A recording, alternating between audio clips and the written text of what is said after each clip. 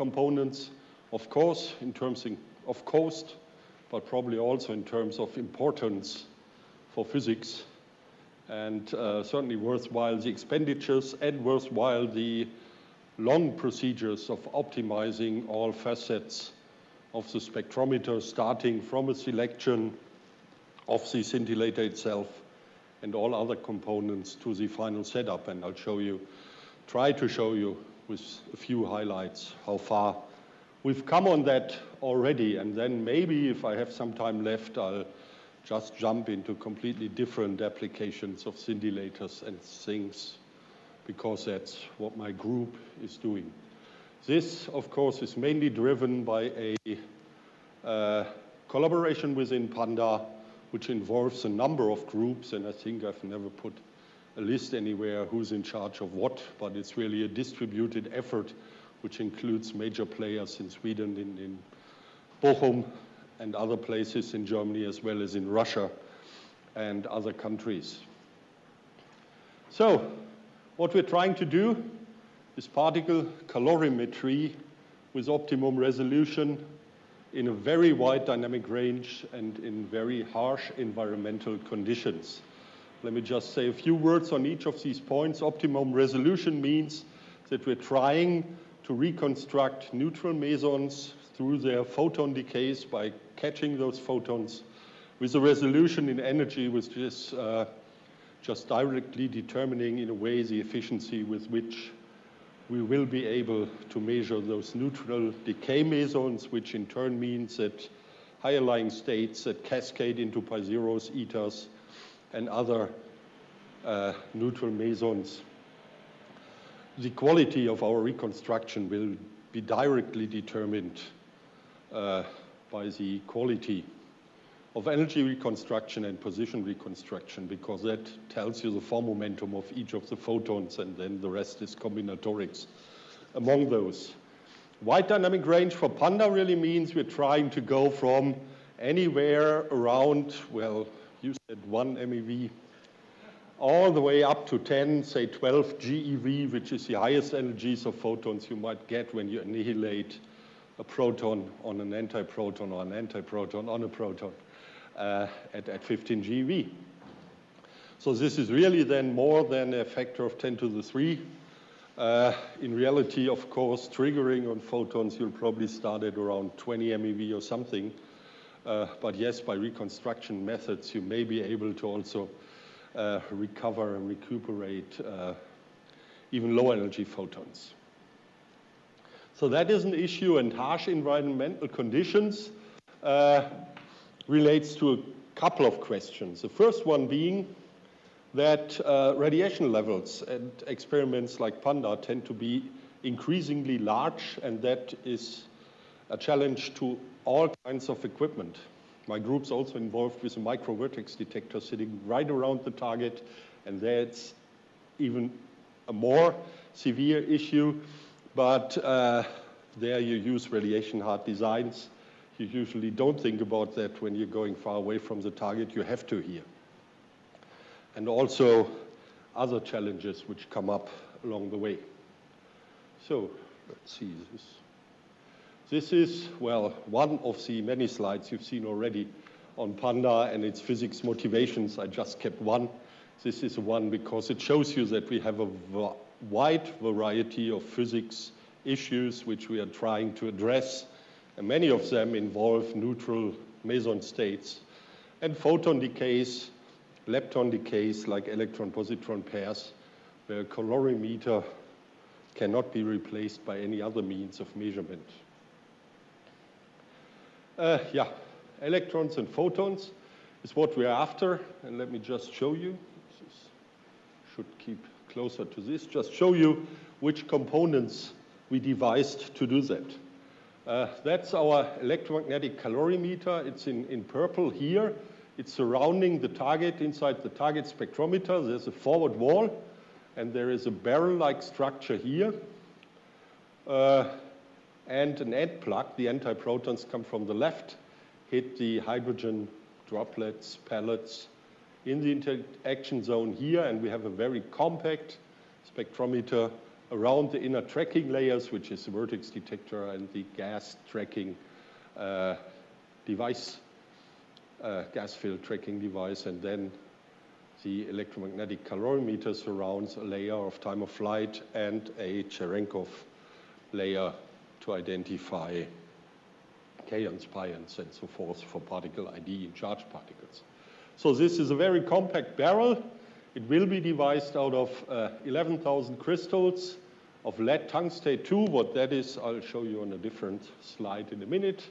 2 end caps, which in total have a little bit more than 4,000 crystals. So we're talking about 16,000 crystals of lead tungstate, which is a major feat to get such a device set up and constructed. Way back in the forward spectrometer, there is a Shashlik type sampling calorimeter that's just layered scintillator, plastic scintillator, lead structures in that case. And Shashlik is a way of how you read that out, because there's different ways of reading out hybrid calorimeter sandwich calorimeters. And one way is you drill a hole through the center and you stick in a wavelength shifting fiber and use that to read out the light integrated over the full calorimeter. And then this looks like a shashlik, right? I mean, the readout fiber looks like the stick along which the onions and the beef are arranged. I mean, the lead and the scintillator are arranged. And that's what makes it a shashlik.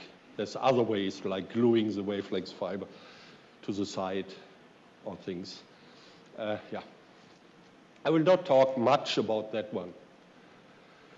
So I'll step through some of the choices we've made along the way, and I'll start with the scintillator.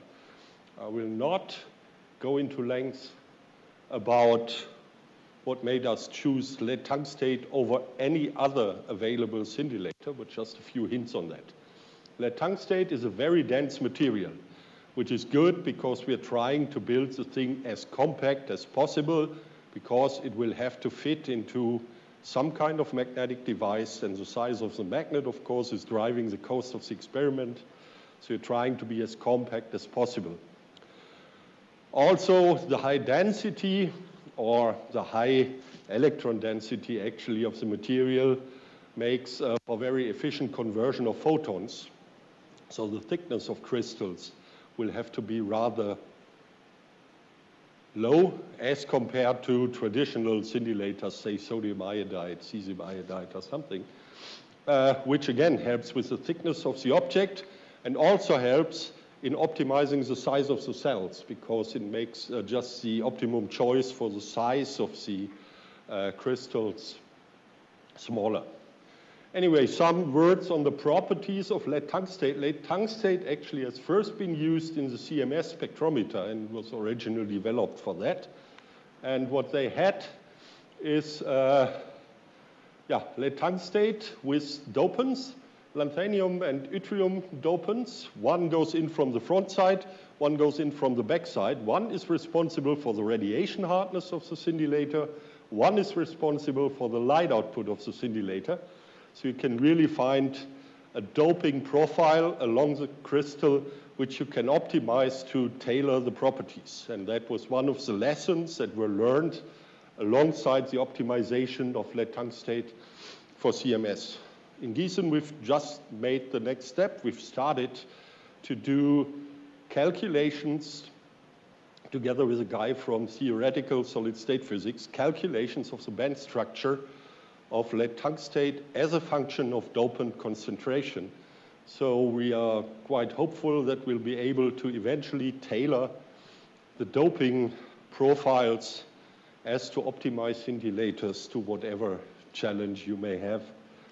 The energy range in the EMC of CMS is actually even larger than in PANDA. They start at much higher energy, which makes it easier, but they go out to very high energies where we'll never end up. And that makes you allow for compromises in the energy resolution, of course, which is what we don't want. The light yield is about 10 photoelectrons per mega electron volt at room temperature. We'd like to get much better than that for PANDA, because obviously when you go to lower energy with your minimum photon energy. It's better to have more photons. The operating temperature at CMS is stabilized at 18 degrees Celsius, and the energy resolution is about 3.4% at 1 GeV, which is standard gauge point for this kind of considerations. So what did we do on that? We kept the luminescence. I mean, that's a material property, of course, which can be tailored a bit by dopants, but yeah, the maximum luminescence is around 420 nanometers, which is in the barely visible near UV, somewhere down there. The energy range is 10 MeV to 10 GeV, 10 to the 3 as a dynamic range. We succeeded in optimizing the light yield by optimizing the concentration, dopant concentrations, up to a factor of 2 more than what CMS was having when they began running their spectrometer and their calorimeter. And the operating temperature we cranked down to minus 25 degrees. With that, we gained an energy resolution, well, almost a factor of 3, actually, when you take this in quadrature. We went down to minus 25 degrees for a single reason, which is when you have a scintillator, you usually wind up with different scintillating levels, with different energies, different wavelengths, but also with very different lifetimes. That is a miracle of like using barium fluoride to identify neutrons over photons over charged particles, in that they have a different population in the different time scales of the different decay modes. Here we don't want that, because we want our calorimeter to be very fast. And then you cannot do with scintillation components which take you microseconds or hundreds of microseconds to decay, which also is a compromise because you sacrifice that part of the light, so you sacrifice some energy resolution. But what we realized is when you go down to lower temperatures, you freeze out defects in the crystal. Once they are populated, they don't play a role anymore, and then you gain in scintillation light in the very fast components, which are the highest energy transitions. And you quench the slow components down to a point where they don't play a role, so you don't have any pileup in your calorimeter because of long-lived states. And you shift intensity, light yield into the fastest component. Lead tungstate, by the way, is considered the probably fastest scintillator that has been found to date. There are components with decay constants which haven't been measured yet because they are way below picoseconds. So it's really, really, really fast. We've just started cooperation with laser physicists to really measure these decay constants by means of streak cameras in laser excitation, which is a different ways than what we're used to in nuclear physics. Okay, so we started buying crystals from different manufacturers early on to see which ones were the best ones. The first very good lead tungstate crystals came from Russia, from a company called BTCP. They delivered of the order of anywhere between 6,000 and 7,000 crystals, the full forward end cap of our calorimeter, and a lot of components for the slices of the electromagnetic, of the barrel. But then they went bankrupt and out of business, and we were stuck with about 50% of the crystals missing. There was a Chinese competitor who, which never really succeeded in producing constant quality crystals. They're still on the market somewhat, but not really.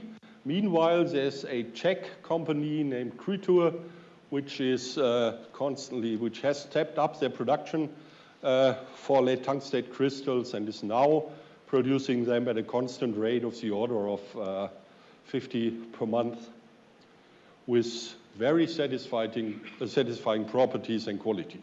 We're still iterating with them, so we've set up the full screening capabilities in Gießen to measure each and every crystal in its properties We have set limits where things go back to the company if they're not according to specifications.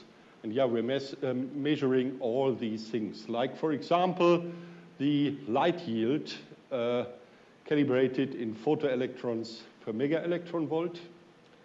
And what you see here is that there's groups of different light yield. And that comes about because all these crystals, especially along the orange-shaped slices of the calorimeter, have different tapering angles. So the crystals are opening up like trapezoids. And that makes for some focusing of the light over a rectangular crystal. And hence, those which are tapered stronger will deliver more light than the ones that have less tapering. Of course, that also depends on the point where the light is generated inside the scintillator. So this is all low-energy photons generated basically on the surface, and you pick which one by putting your source at the suitable place. But it's still a matter of concern and an issue which you at least have to respect in simulations of the device to optimize energy resolution.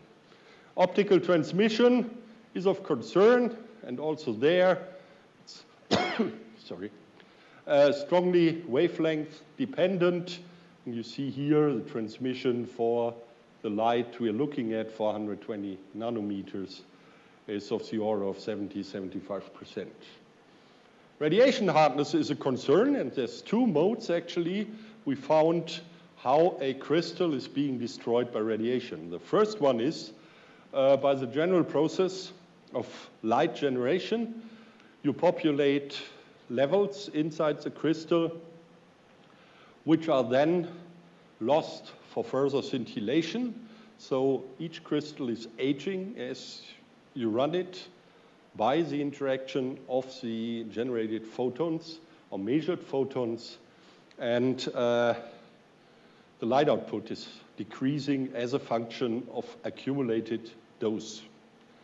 This effect is reversible because you can anneal the crystal by heating it up or by shining light of appropriate wavelengths into the crystal, and then you depopulate these states and you can basically refreshen the scintillator crystal to its original quality. A second problem is a problem that concerns the future, especially of CERN scintillators, namely the fact that we're dealing with high-energy particles, also high-energy neutrons and protons, and that means you induce fission once you have a scintillating device that is using heavy elements like lead or tungstate. And this fission really produces volume effects, displacement effects in the crystal lattice which are not recoverable, which destroy the crystal. It's basically going blind at certain wavelengths, which means these lines here tend to shift into the direction of lower transmission as a function of time. That cannot be recovered, and for example, the end caps of CMS from the inside out have slowly degraded to a point where they're now at, I don't know, probably around 30% or so of their original light output, and that cannot be annealed.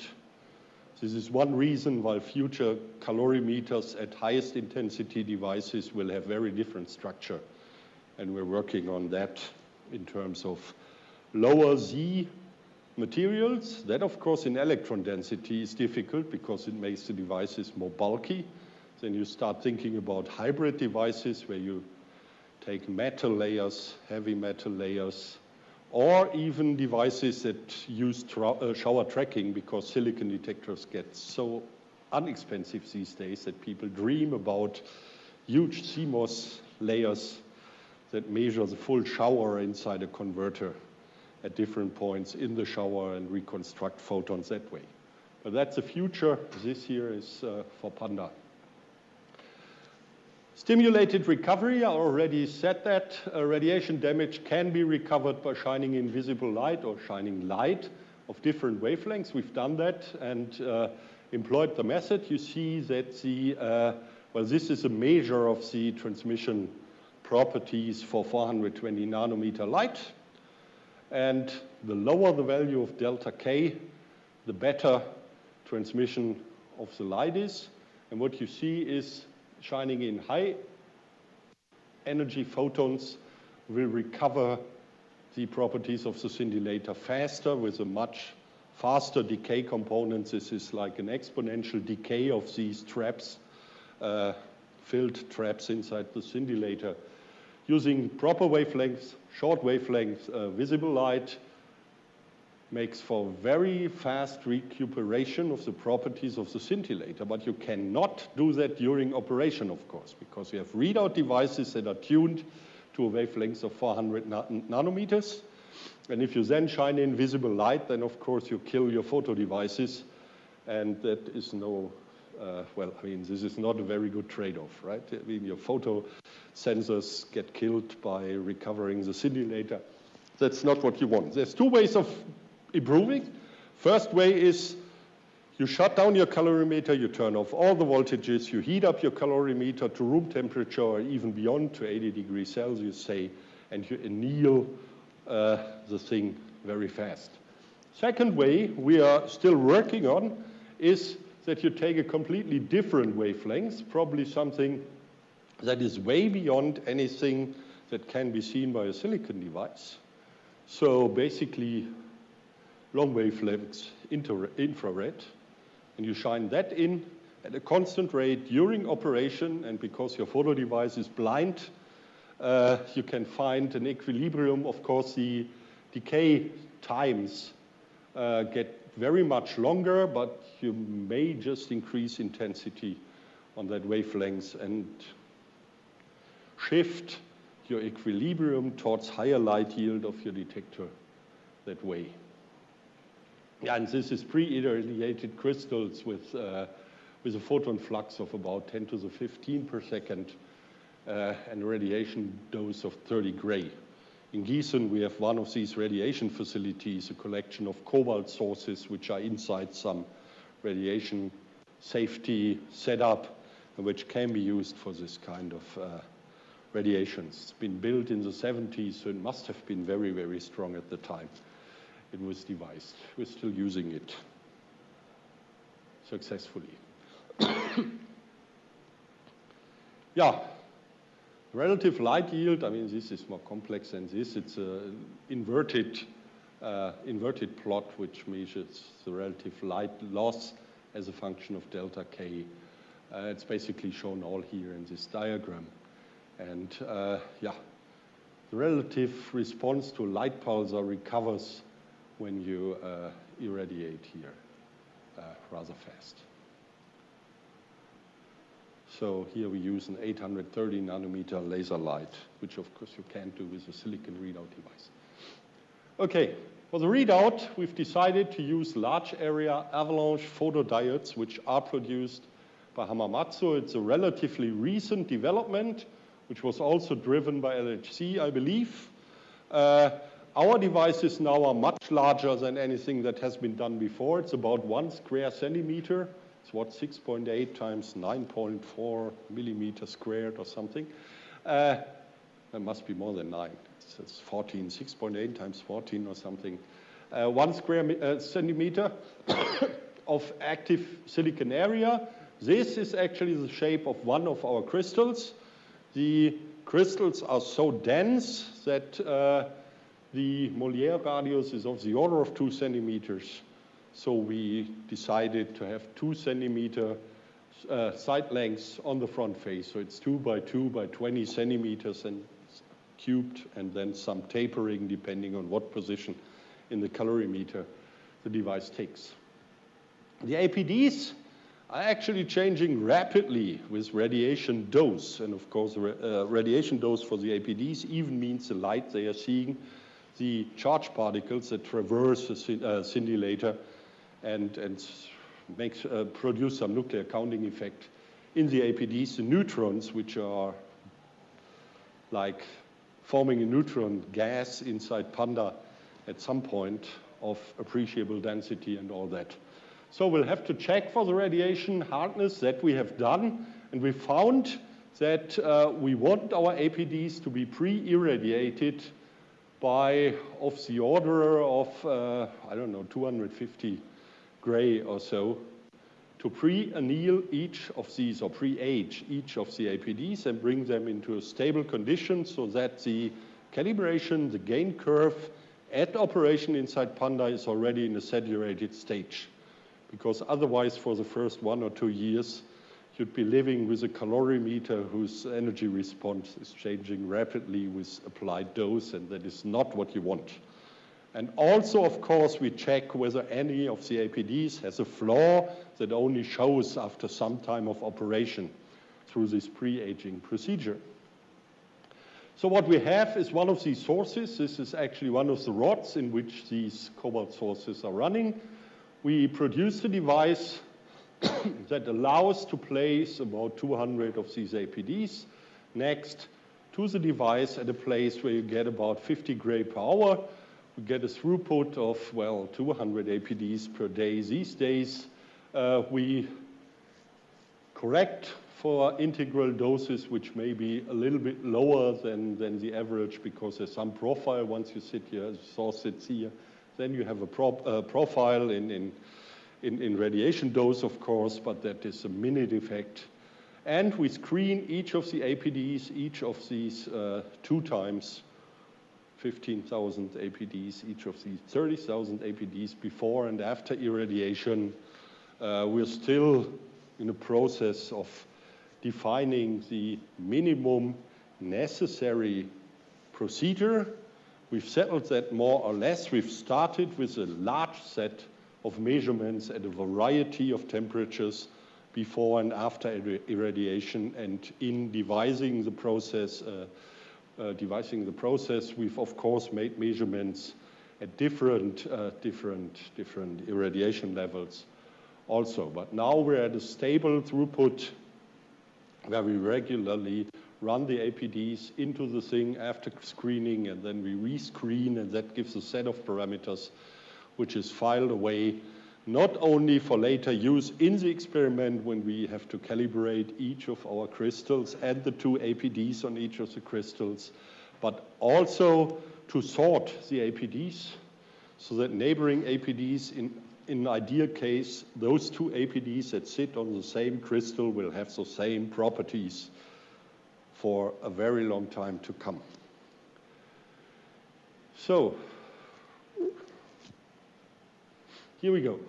The readout is done by these avalanche photodiodes for the overwhelming part of PANDA. Here's some of the properties. Quantum efficiency is about 80%. The active area, 6.8 times 14 square millimeters. The gain is set to 150. Of course, it's adjustable. This is avalanche, so it's exponential with voltage. If you want a gain of 400, you can do it. If you want a gain of only 50, you can do it by just adjusting the voltage to the proper value. But we intend to run them at a gain of 150. The dark current has a wide margin depending on state of irradiation and so forth. The capacitance is about 300 picofarad, which you need to know when you build the readout electronics, of course. For the inner part of the very forward calorimeter end cap part, forward end cap part, we have chosen a VPTT, vacuum photo tetrode readout. The quantum efficiency is somewhat lower. On the other hand, the active area is better matched to the surface front face of the calorimeter crystals. The gain is about 50. The dark current is 1 nanoamp. The capacitance is an order of magnitude lower, which makes for a nicer signal some way and compensates for the lower gain in a way. And also in this region, the magnetic field inside PANDA, which is a 2 Tesla magnetic field, is basically along the axis of the pentodes, which allows us to use them. This is for even higher counting rates and radiation hardness. Thank you. Okay, we're in the mass production phase. We've started to set up facilities for the mounting pretty much in 2 labs, in Bochum and in Gießen. Bochum is the lead lab for the construction of the end cap. Gießen is taking charge for the slices of the barrel structure. So this is Giessen. We've set up about 16 of these mounting devices where we glue two APDs to each of the crystals here. And yeah, so they are sitting next to each other. This is a little cap hut sitting on top and protecting the pins of the two APDs on each of these crystals. We have a bunch of students running this basically 24/7 if needed. This is looking into one of the scintillators, and you can nicely see the quality, the optical quality of these crystals by just starting to guess which one of these 2, 3, 6 mirror images of the APDs really is a straight line seen through the scintillator, and which is one reflection, two reflections, and so forth, right? Even looking at the edges and at the picture, you get a direct measure of the quality of the crystal. So we're doing this mass production. Bochum is doing it for the forward end cap, and here you see some examples, VPTTs, crystals with mounting on top. Same picture, basically looking through one of the scintillators. You see here the front face of the VPTT. You see some imperfection there in the gluing process. But otherwise, this is working nicely and basically more or less small-scale mass production. Readout electronics, this is one example. There are 3 different ways of doing it. The VPTTs need a front-end hybrid amplifier. The forward end cap is using hybrid amplifiers, very compact ones, but still. For the barrel, we've decided to use an ASIC, which was specially designed and which is taking the signals of each of the APDs and amplifies them, shapes them, and so forth. Here's a response function of one of these Apfel ASICs, which is really a chip-level preamplifier if you want to use old language. Here you see also some cables. You see here the light pulsar system. We've invented these little dome-shaped things where a light pulsar fiber can go in. And here this is the front face of one of the segments of one of the slices of the electromagnetic calorimeter with the light pulsar system. We are setting up a high voltage distribution system. Each of these APDs will get the high voltage that will produce a gain of 150, and we are constantly monitoring that, and we are measuring the starting values in the irradiation process. So we've devised boards which will finally distribute high voltage from one incoming channel to 8 APDs. And this has to be low energy loss, low power loss, and it has to be very precise, and it has to operate in minus 25 degrees Celsius, and it has to be radiation hard, which is also an issue. If you look at commercial electronics and you put it to some radiation level, usually all your levels will drift away and things. So we are doing all these measurements, and here you see, for example, one of the response curves functions of one of the APDs measured with one of these devices, and after 700 grays, APD and board have shifted so much that the work function of the APD looks very much different, actually. This is logarithmic scale, and a shift of 0.1 volt here will cause a huge shift in gain, which is, of course, what we don't want, or what we have to compensate for. We have built a number of prototypes, and I'll probably have to be a little bit faster now, and measured all the relevant parameters. For example, the energy resolution. Here's the design value. We've surpassed that with this kind of prototype. The time resolution of the APDs is very good when you use proper electronics. So the device is basically geared to also help with flight, time of flight measurements and other such things. And event definition is very good when you have a 1 nanosecond timestamp. Time resolution, energy resolution, and all that works out. So we're now in the construction phase. This is about a prototype next to final prototype for the barrel.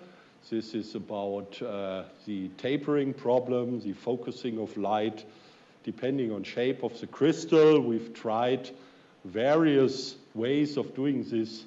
For example, one could imagine sacrificing light by roughening up one of the sides of the crystal. That has been done. We're still discussing whether we want to do this depolishing. I'm strictly against it because sacrificing light just for homogeneity doesn't make sense to me, but that's still under discussion with some people. And we're also, here you see the strict difference between two different shapes of crystals in normalized light yield as a function of distance to the photosensor along the axis. That is a slight problem. We're working on that. What happened here, I don't know. This is it again. Energy response has been measured at different radiation facilities. For example, in mines, we can have tagged photons, and you see the excellent resolution for monoenergetic photons of different energy. This is resolution functions. You see that this is doing quite good.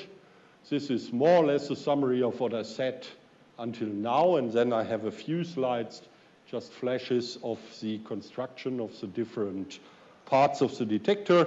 This, for example, being the forward end cap with some technical details. It's actually so that the arrangement of crystals is made so that this is not looking directly on the target, but a little bit off, so that each of the crystal axes does not coincide with the flight direction of an incoming photon. This kind of technicalities.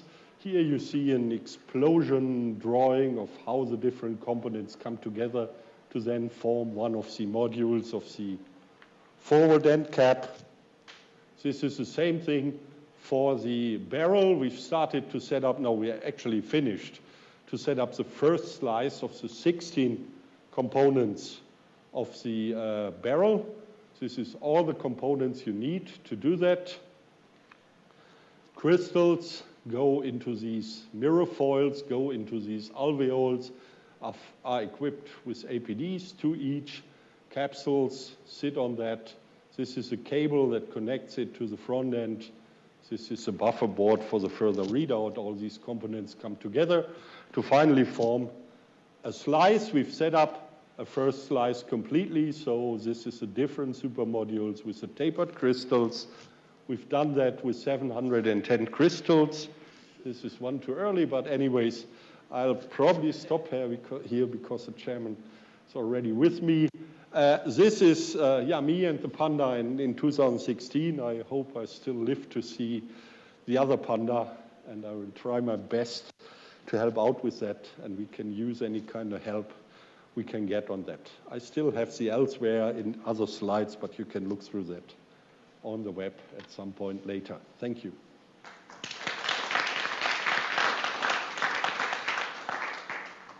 And the summary, of course.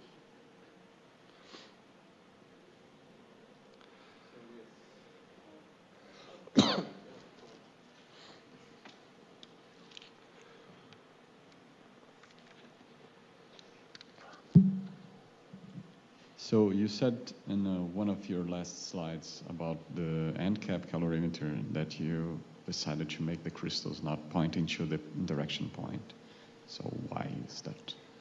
There is some belief, I personally call it a belief, that when you have a point-like target, a point-like interaction zone, and you construct the trajectory of photons, then you will always have a certain percentage, and it's actually in the percentage range, which is going into areas where it doesn't hit crystals, but rather only hits the wrapping or other dead layers holding structures of the calorimeter. And this is what you want to avoid, because even if a photon showers in, say, the aluminum holding structure, if the whole thing is tilted towards the incident direction of the photon, you'll still have a trajectory of the shower going into the calorimeter.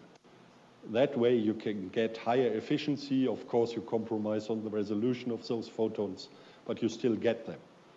If you let them run directly, say in the aluminum separating different slices of the calorimeter, then they're gone for good. That's the general idea of tilting things a little bit. Did anyone made any simulations on that? Yes, that has been done in simulations in Bochum very early on, and especially for the end cap, it's important, but also in the... Okay, so this has been tested. Yes, it's optimized in simulations.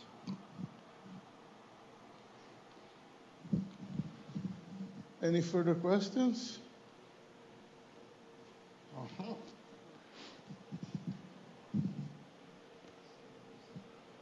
Okay. Something from a theoretician. And I mean, with this calorimeter, you are identify the pi nodes or transition form factors, or you have to measure in coincidence. Can you give some examples on the general idea is, I mean, the traditional idea is some of my elsewhere transparencies are crystal barrel in its afterlife currently in Bonn. But you know the crystal barrel detector, right? I mean, it's identified all the low-lying neutral meson states by just measuring their decays into pi naughts and etas. That's the idea, that's the spirit behind it. Of course, with our energies, you can also think about the plus and minus reconstructing the J psi, things like that. So the general spirit is you collect as many photons in a reaction as possible with highest efficiency, and then try to get fully contained events by sort of fiddling with the photons and try to recover pi zeros, which may be decay partners of, say, a K star, decaying into a K short and a pi zero or something. This way you go up the ladder and reconstruct the original reaction by the decays of all the particles. And what we're really after is really in the spirit of crystal barrel, fully contained events, meaning exclusive events with the full kinematics, no particle missing, very different artwork from inclusive measurements like, I don't know, LHCb or so. And there it seems, I mean, the lesson from crystal barrel is do the neutrals, because it's really much better suited than only trusting charged particle channels. And this makes the calorimeter so challenging. For example, in pi zero, if you have pi zero produced in forward direction, then you have a low energetic photon going in backward direction. So therefore we have the low energy threshold, because you need to know that there was just a low energetic gamma in backward direction, so that it could be a pi zero and not a single photon being emitted. You have to disentangle all these. So therefore, this is very different from what is happening in CMS. But you know, we really don't want to miss anything. Yeah, I mean, CMS is putting calorimetry one step further by saying we want the total energy of, say, a jet. And we want single photon energies to reconstruct single mesons. Yes, that's the spirit. That's the idea. Further questions? Thank you very much. Well, thank you. And now we have coffee for half an hour.